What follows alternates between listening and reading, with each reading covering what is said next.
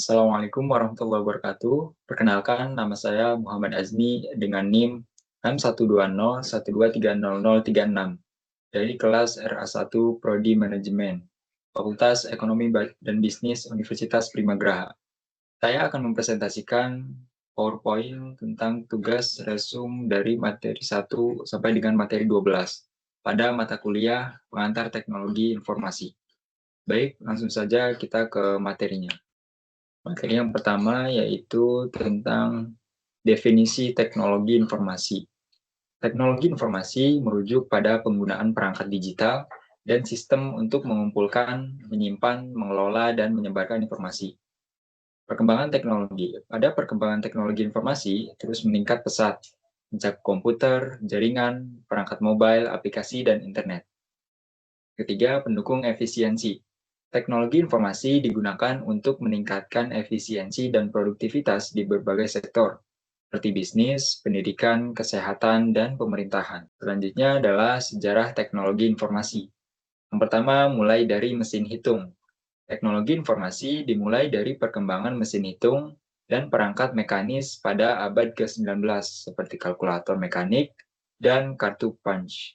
Yang kedua, zaman komputer. Zaman komputer dimulai pada 1940-an. Komputer elektronik modern mulai dikembangkan, membawa revolusi dalam pemrosesan data dan kemampuan komputasi. Yang ketiga yaitu internet dan era digital sampai saat ini. Pada 1969, pendahulu internet lahir. Era digital dimulai dengan perkembangan komputer pribadi dan internet yang merata pada tahun 1990-an. Penggunaan teknologi informasi dalam kehidupan sehari-hari. Yang pertama, komunikasi, yaitu teknologi informasi menjadi dasar komunikasi modern melalui email, pesan instan, media sosial, dan panggilan video. Yang kedua adalah hiburan. Internet dan perangkat digital memungkinkan kita untuk menikmati hiburan seperti streaming musik, film, dan game online. Yang ketiga adalah belanja online. Teknologi informasi memudahkan kita untuk berbelanja secara online, seperti pada aplikasi Shopee, Tokopedia, Bukalapak, dan lain-lain.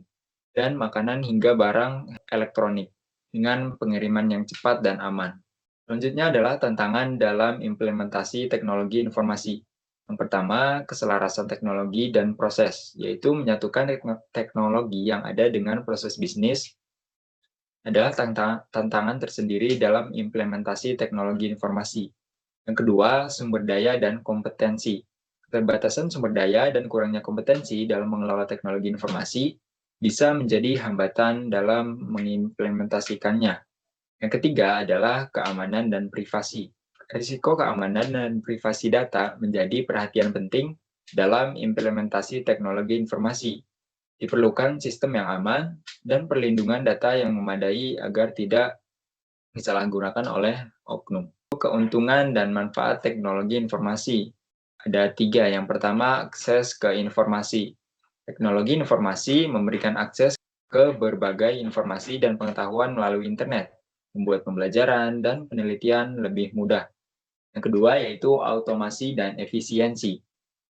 Teknologi informasi memungkinkan automasi berbagai tugas dan proses, meningkatkan efisiensi, dan mengurangi kesalahan manusia. Yang ketiga adalah komunikasi global. Teknologi informasi menghubungkan orang dari berbagai belahan dunia, memungkinkan komunikasi global secara real-time atau secara nyata. Yang selanjutnya, masa depan teknologi informasi. Ada 3 poin, yaitu yang pertama, kecerdasan buatan. Penerapan kecerdasan buatan atau AI dan teknologi canggih lainnya seperti Internet of Things atau IoT akan meningkatkan otomatisasi dan konektivitas dalam kehidupan sehari-hari. Yang kedua yaitu komputasi kuantum. Perkembangan komputasi kuantum akan mengubah kemampuan komputasi dan memecahkan masalah yang saat ini sulit untuk dipecahkan. Yang ketiga adalah realitas virtual. Aplikasi realitas virtual atau VR akan semakin berkembang, menghadirkan pengalaman yang lebih interaktif dan yang lebih mendalam di berbagai bidang termasuk pendidikan dan hiburan. Selanjutnya kita ke materi yang kedua, yaitu sejarah perkembangan komputer. Komputer adalah alat elektronik yang dapat menerima, menyimpan, mengolah, dan memberikan informasi secara otomatis. Komputer telah mengubah dunia dengan kecepatan dan kemampuannya. Selanjutnya adalah jenis-jenis komputer. Ada dua, yaitu komputer analog dan komputer mekanik. Komputer analog adalah sebuah era di mana komputer beroperasi berdasarkan kontinuitas nilai menggunakan sirkuit analog untuk mewakili data. Mereka sangat penting dalam pengaturan ilmiah dan militer. Kedua, yaitu komputer mekanik. Komputer mekanik adalah komputer yang menggunakan perpindahan fisik atau mesin untuk melakukan perhitungan. Contohnya adalah mesin hitung Babbage, menyumbangkan kontribusi penting bagi perkembangan teknologi komputer. Selanjutnya ialah generasi komputer. Generasi komputer yang pertama yaitu komputer tabung vakum, program Wilber-Rechner, dan univasi. Dan generasi komputer kedua yaitu yang pertama transistor, kartu ponsel, komputer arsitektur pipa. Generasi komputer ketiga yaitu yang terdiri dari sirkuit terpadu, sistem operasi, PC, GUI, dan mouse. Dan yang terakhir adalah generasi komputer keempat, yaitu perkembangan jaringan, teknologi bergerak, dan computing yang lebih cepat. Baik, selanjutnya kita akan masuk ke materi yang ketiga.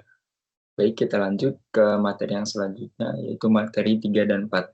Mengenai dasar-dasar perangkat keras. Perangkat keras komputer atau hardware adalah sebuah komponen fisik pada komputer yang digunakan oleh sistem untuk menjalankan perintah yang telah diprogramkan, atau dalam arti singkatnya adalah sebuah komponen pada komputer yang bisa disentuh, dilihat, dan diraba. Mekanisme kerja komputer yang pertama yaitu kerja komputer, kedua inti dari komputer, yang ketiga bit, byte, dan buzzword, dan yang keempat adalah memori komputer. Yang selanjutnya adalah ada alat input dan output dari komputer, yaitu yang pertama ada keyboard, kedua yaitu monitor, yang ketiga adalah printer, yang terakhir yaitu mouse. Yang selanjutnya yaitu alat penyimpanan. Ada tiga, yaitu yang pertama hard drive atau HDD, yang kedua yaitu solid state drive atau SSD, yang ketiga adalah flash drive. Selanjutnya adalah sistem komputer, ada tiga. Yang pertama yaitu komponen, yang kedua sistem operasi, dan yang ketiga perkembangan komputer. Lanjut ke materi yang keempat yaitu konsep program dan sistem software. Tujuan dari konsep program dan sistem perangkat lunak itu bertujuan untuk memahami struktur, fungsi, dan perilaku perangkat lunak serta memastikan bahwa program yang dibangun dapat memenuhi kebutuhan pengguna dengan efisiensi dan kualitas tinggi. Untuk definisi konsep, program, dan sistem perangkat lunak yaitu merujuk pada standar, prinsip, dan teknik yang digunakan dalam merancang, mengembangkan, dan memelihara perangkat lunak.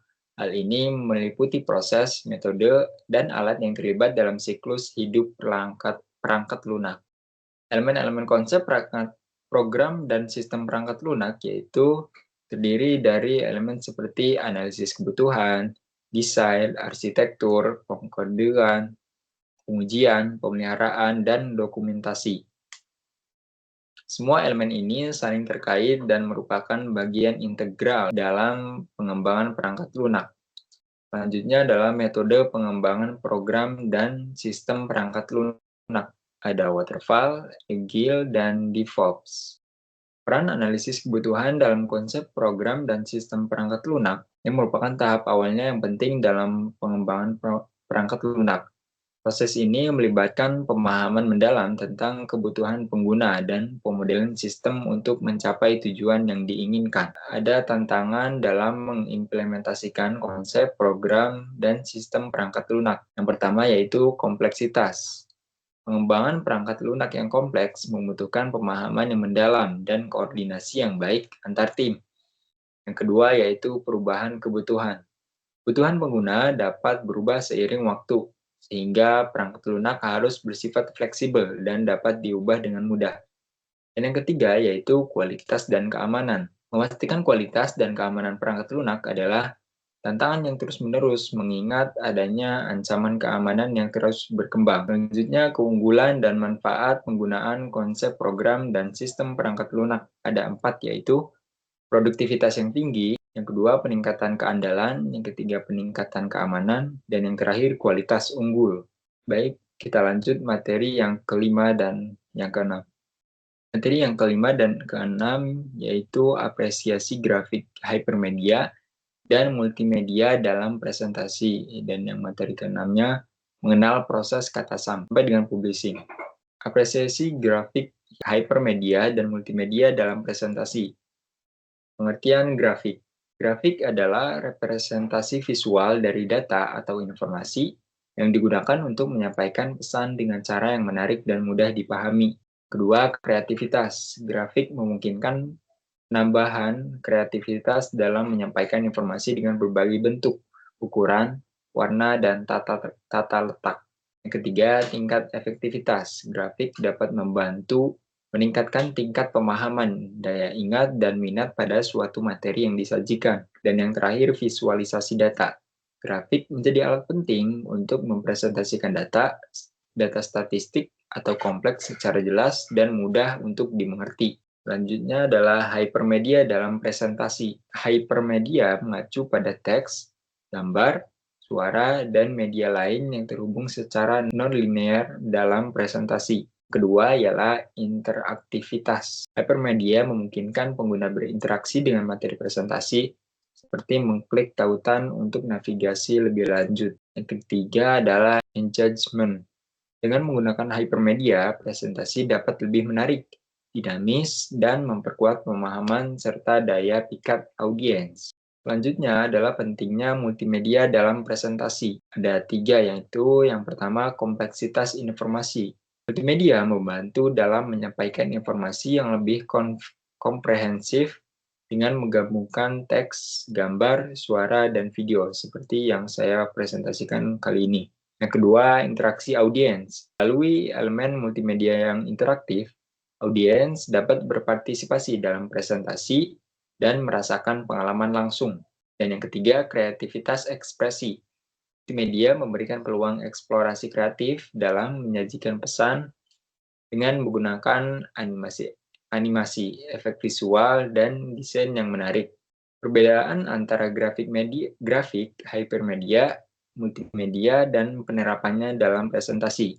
Untuk grafiknya, bentuk visual yang mewakili data secara efektif, grafik digunakan untuk menyajikan data statistik atau menyederhanakan konsep kompleks dengan gambar. Tautan tak terbatas antara berbagai media dalam presentasi, memberikan pengalaman interaktif kepada audiens dengan menggunakan hypermedia untuk menavigasi presentasi. Dan yang ketiga yaitu kombinasi media seperti teks, gambar, suara, dan video. Menggabungkan teks, gambar, suara, dan video untuk menyampaikan informasi secara lebih menarik dan komprehensif. Kesimpulan, untuk grafik, media, dan multimedia memiliki peran penting dalam meningkatkan kualitas dan efektivitas presentasi. Dalam era digital ini, apresiasi terhadap keberagaman media ini menjadi kunci untuk mencapai tujuan presentasi yang sukses. Baik, kita masuk ke materi yang keenam, yaitu mengenal proses kata sampai dengan publishing. Alat kerja dan fitur Word yang mempermudah pengolahan kata, yaitu ada beberapa poin. Yang pertama, fitur kolaborasi, kontribusi dan pembaruan yang mudah antar pengguna. Yang kedua, spelling dan grammar check. Yang ketiga, tools penyuntingan PDF. Dan yang terakhir, word art dan insert media. Selanjutnya adalah sejarah dari desktop publishing, yaitu dimulai pada tahun 1980. Desain grafis komputer dan desktop publishing muncul di Eropa sebagai alternatif proses produktif offset printing.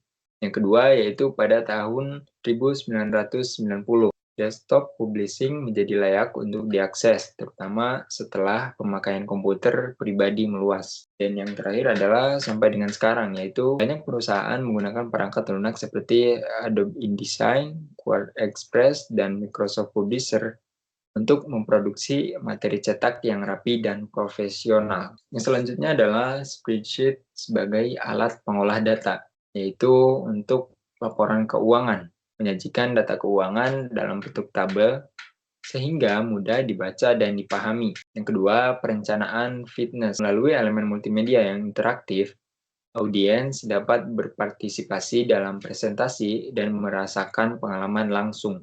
Yang ketiga adalah perencanaan proyek, membuat jadwal dan rencana pemenuhan proyek dalam waktu yang cepat. Software statistik, yaitu ada 3 poin. Yang pertama ada SPSS, yang kedua yaitu yang biasa kita pakai Microsoft Excel, yang ketiga yaitu SAS. Selanjutnya ialah statistik dan data analisis. Yang pertama ada statistik deskriptif, gagasan dasar untuk merangkum, mengorganisasikan, dan menganalisis data. Contohnya melibatkan penghitungan rata-rata, standar, deviasi, dan distribusi. Yang kedua yaitu uji hipotesis, prosedur yang digunakan untuk pengambilan keputusan dengan menggunakan informasi data atau untuk menguji hipotesis yang diajukan. Yang ketiga yaitu analisis variansi atau ANOVA, berguna dalam menentukan pengaruh variabel independen pada variabel dependen dan melakukan perbandingan lebih dari 2 kelompok. Selanjutnya ialah visualisasi ilmiah. Yang pertama, astronomi. Secara visual memberikan gambaran benda-benda langit yang sulit untuk terlihat. Yang kedua, pada kedokteran. Memberikan visualisasi penyakit dan diagnosis yang sulit dipahami melalui praktek klinis. Yang ketiga adalah genetika. Ilustrasi yang mudah dipahami mengenai bagaimana DNA bekerja dan bagaimana mutasi mempengaruhi pola pewarisan gen. Baik, kita lanjut ke materi yang ke-7 dan yang ke-8, yaitu mengenai manfaat database dan pengimplikasiannya. Pengertian database. Database adalah kumpulan data terstruktur yang disimpan secara sistematis. Ini mencakup entitas, atribut, dan relasi antara entitas.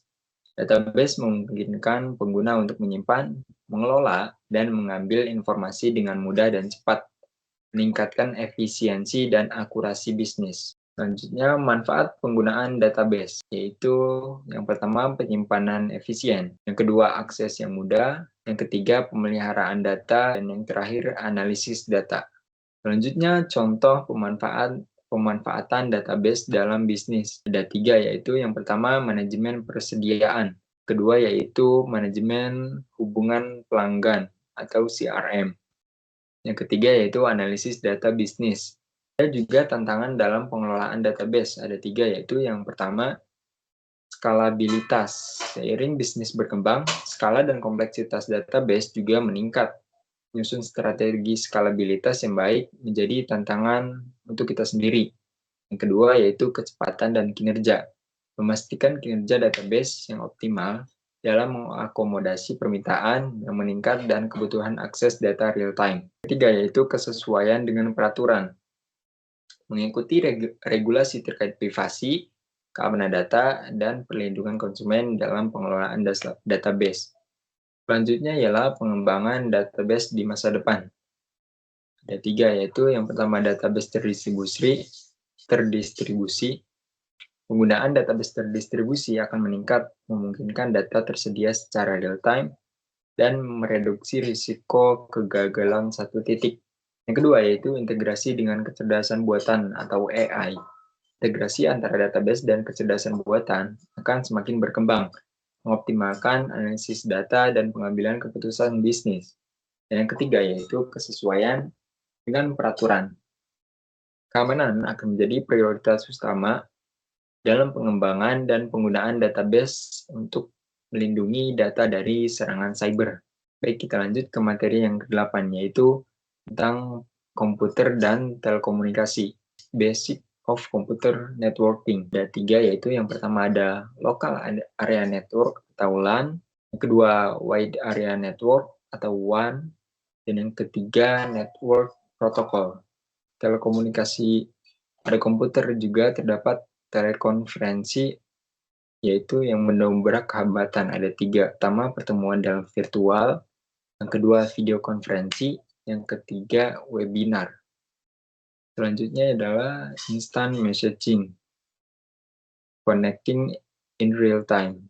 Yang kedua ada 3, yaitu yang pertama real time communication, yang kedua group chat, dan yang ketiga virtual presence. Materi yang ke-9 dan 10 yaitu pengenalan internet dan memahami infrastruktur data dan informasi. Internet adalah jaringan global yang menghubungkan komputer dan perangkat digital di seluruh dunia. Ini memungkinkan pertukaran informasi dan komunikasi yang cepat dan efisien. Awal mula dari internet ada tiga, yaitu yang pertama kelahiran ARPANET. Internet berawal dari proyek ARPANET pada tahun 1969 yang dikembangkan oleh Departemen Pertahanan Amerika Serikat untuk tujuannya adalah komunikasi militer. Yang kedua, pengembangan protokol TCP atau IP. Pada tahun 1970-an, protokol TCP/IP dikembangkan yang memungkinkan jaringan komputer yang berbeda untuk saling terhubung. Dan yang ketiga adalah lahirnya WWW pada tahun 1990. Tim Berners-Lee memperkenalkan World Wide Web yang memungkinkan pengaksesan informasi melalui hyperlink dan browser web. Perkembangan teknologi internet. Ada tiga, yaitu yang pertama, kecepatan transmisi data. Perkembangan teknologi internet terus berkembang dengan peningkatan kecepatan transmisi data yang memungkinkan streaming video, konferensi video, dan pertukaran file yang lebih cepat. Yang kedua, perangkat terhubung. Smartphone, tablet, dan perangkat IoT yang memungkinkan konektivitas internet di mana-mana, memudahkan akses informasi dan komunikasi. Dan yang ketiga yaitu komputasi awan. Perkembangan komputasi awan memungkinkan penyimpanan dan pemrosesan data secara online, meningkatkan fleksibilitas dan efisiensi. Juga ada 4 dampak internet terhadap kehidupan manusia. Yang pertama, akses informasi global. Yang kedua, komunikasi instan. Yang ketiga, peluang bisnis baru. Dan yang keempat, terbukanya akses pendidikan. Nah, untuk tantangan dan isu terkait internet, ada tiga, yaitu yang pertama, privasi dan keamanan. Ancaman keamanan cyber, kebocoran data, dan pengumpulan data pribadi menjadi masalah penting dalam internet. Yang kedua, konten berbahaya. Penyebaran informasi palsu, konten ekstremis, dan konten dewasa dapat mempengaruhi pemikiran dan perilaku pengguna internet. Dan yang ketiga, kesenjangan digital. Tidak semua orang memiliki akses yang sama ke teknologi internet. Jadi, internet ini menimbulkan kesenjangan digital. Nah, untuk masa depan internet, yaitu ada banyak, tapi dirangkum dalam tiga aspek, yaitu yang pertama, teknologi 5G. Jaringan 5G akan meningkatkan kecepatan dan kapasitas internet, mendukung kemajuan teknologi masa depan. Yang kedua yaitu Internet of Things atau IoT. Pertumbuhan perangkat IoT akan memperluas konektivitas dan otomatisasi dalam kehidupan sehari-hari. Dan yang ketiga, kecerdasan buatan. Seperti sekarang kita sebut AI, penerapan kecerdasan buatan akan meningkatkan pengalaman pengguna dan efisiensi layanan. Lanjut kita materi ke-10, yaitu memahami infrastruktur data dan informasi. Infrastruktur data dan informasi adalah fondasi penting dalam membangun ekosistem digital yang efisien dan terhubung.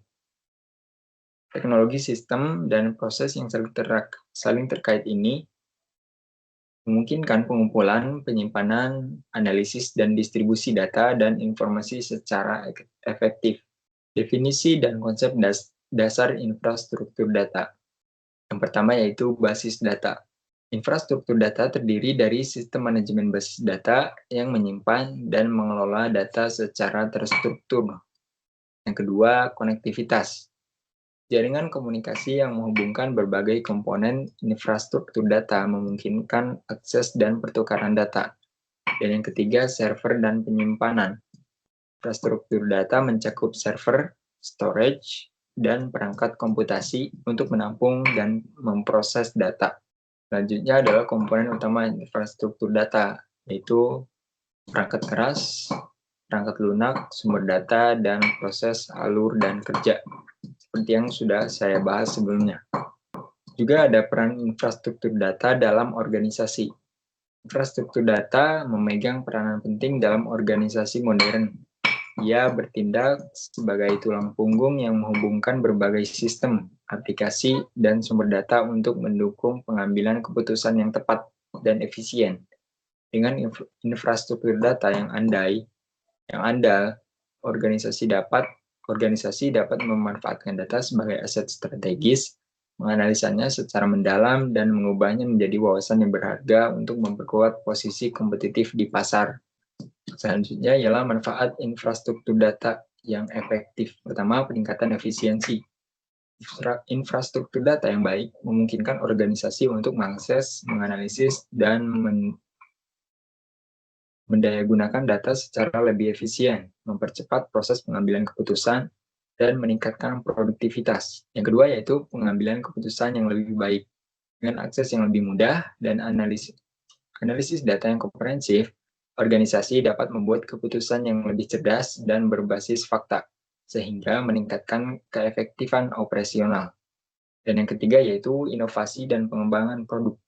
Infrastruktur data yang kuat dapat mendukung pengembangan produk atau layanan baru dengan memanfaatkan wawasan dari data, memungkinkan inovasi dan perluasan usaha. Juga ada tantangan dalam membangun infrastruktur data, yaitu yang pertama kompleksitas, yaitu membangun infrastruktur data yang kompleks dengan berbagai komponen seperti perangkat keras, perangkat lunak, dan jaringan dapat menjadi tantangan dalam membangun infrastruktur data. Yang kedua yaitu keamanan dan privasi. Menerapkan protokol keamanan yang ketat serta manajemen akses yang efektif diperlukan untuk melindungi data yang sensitif. Ketiga yaitu sumber daya yang terbatas. Terbatasan sumber daya baik anggaran, keahlian maupun infrastruktur data dapat menjadi tantangan dalam membangun infrastruktur data. Dan yang terakhir perubahan teknologi. Perkembangan teknologi yang cepat menuntut organisasi untuk selalu mengembangkan infrastruktur data. Juga ada 3 teknologi pendukung infrastruktur data. Yang pertama yaitu database dan sistem penyimpanan. Yang kedua jaringan dan konektivitas. Dan yang ketiga analitik dan visualisasi data. Itu digunakan untuk teknologi pendukung infrastruktur data. Selanjutnya yaitu prinsip-prinsip desain infrastruktur data. Yang pertama, scalable dan tahan lama. Desain yang scalable memungkinkan peningkatan kapasitas dan fleksibilitas dalam jangka panjang. Yang kedua, keamanan dan privasi. Pelindungan data yang ketat, kontrol akses, dan enkripsi jadi prinsip penting dalam mendesain infrastruktur data. Yang ketiga, interoperabilitas. Infrastruktur data yang dirancang dengan baik memfasilitasi pertukaran data dengan informasi antar sistem, aplikasi, dan organisasi. Yang ketiga, efisiensi biaya. Pemilihan teknologi yang tepat dan optimalisasi proses dapat mengurangi biaya operasional infrastruktur data. Selanjutnya yaitu tren dan perkembangan terkini dalam infrastruktur data. Perkembangan teknologi telah membawa perubahan signifikan dalam infrastruktur data. Saat ini, saya melihat tren-tren seperti peningkatan penggunaan cloud computing, adopsi big data dan analitika, serta implementasi IoT dan edge computing. Nah, untuk selanjutnya, langkah-langkah implementasi infrastruktur data yang sukses, yaitu yang pertama ada perencanaan, yang kedua desain, yang ketiga implementasi, yang keempat infrastruktur, yang keempat manajemen, dan yang terakhir evaluasi. Untuk kesimpulan dari materi yang 9 dan 10, yaitu untuk mengimplementasikan infrastruktur data yang sukses, diperlukan pendekatan yang terencana dan sistematis. Langkah-langkahnya meliputi perencanaan strategis, desain arsitektur yang sesuai, implementasi dan integrasi komponen, manajemen operasional yang efektif, serta evaluasi dan penyesuaian infrastruktur. Baik, kita lanjut ke materi yang ke-11 dan 12. Kita lanjut materi yang ke-11 dan 12, yaitu tentang tantangan dan solusi infrastruktur data dan informasi. Infrastruktur data dan informasi, yaitu komponen-komponen teknis dan organisasi yang memungkinkan pengumpulan, penyimpanan, pemrosesan, pengelolaan, dan distribusi data serta informasi dalam suatu organisasi atau sistem. Infrastruktur ini mencakup berbagai elemen, baik perangkat keras maupun perangkat lunak, serta kebijakan dan prosedur yang digunakan untuk mengelola data dan informasi secara efektif. Selanjutnya adalah komponen-komponen utama dari infrastruktur data dan informasi.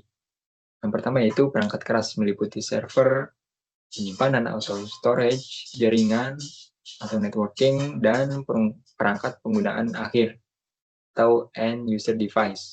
Selanjutnya adalah perangkat lunak atau software. Yang pertama yaitu sistem manajemen basis data atau database management system atau disingkat DBMS. Yang kedua, aplikasi pengolahan data seperti Excel, SAS, dan alat business intelligence atau BI seperti Tableau. Yang ketiga yaitu sistem operasi atau operating system. Contohnya yaitu seperti perangkat lunak seperti Windows, Linux, dan macOS. Dan yang terakhir aplikasi bisnis, yaitu seperti ERP atau Enterprise Resource Planning dan CRM atau Customer Relationship Management. Selanjutnya ialah yang ketiga, komponen-komponen utama dari infrastruktur dan data dan informasi adalah data.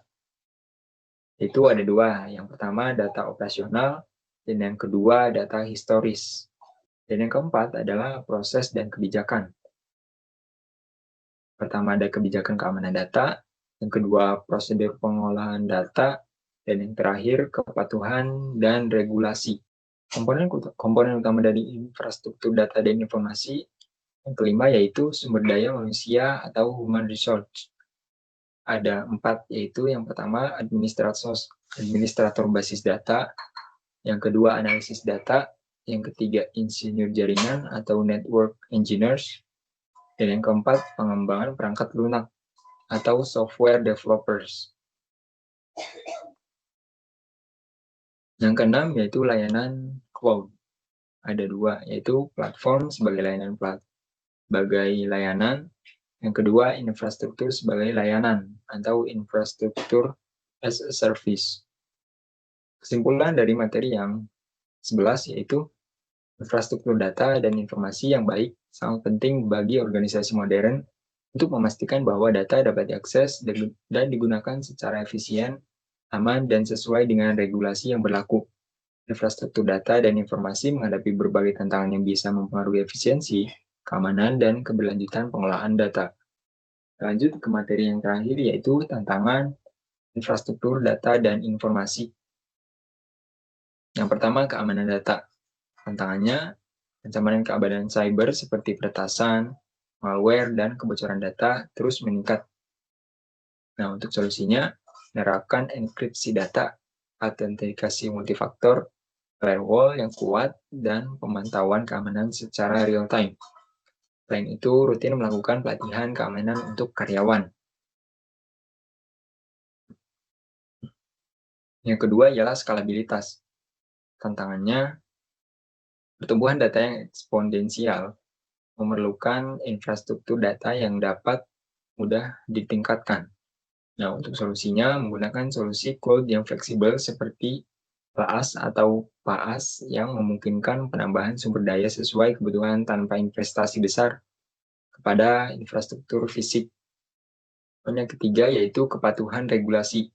Tantangannya memenuhi persyaratan hukum dan regulasi yang ketat seperti GDPR, HIPAA, atau CCPA.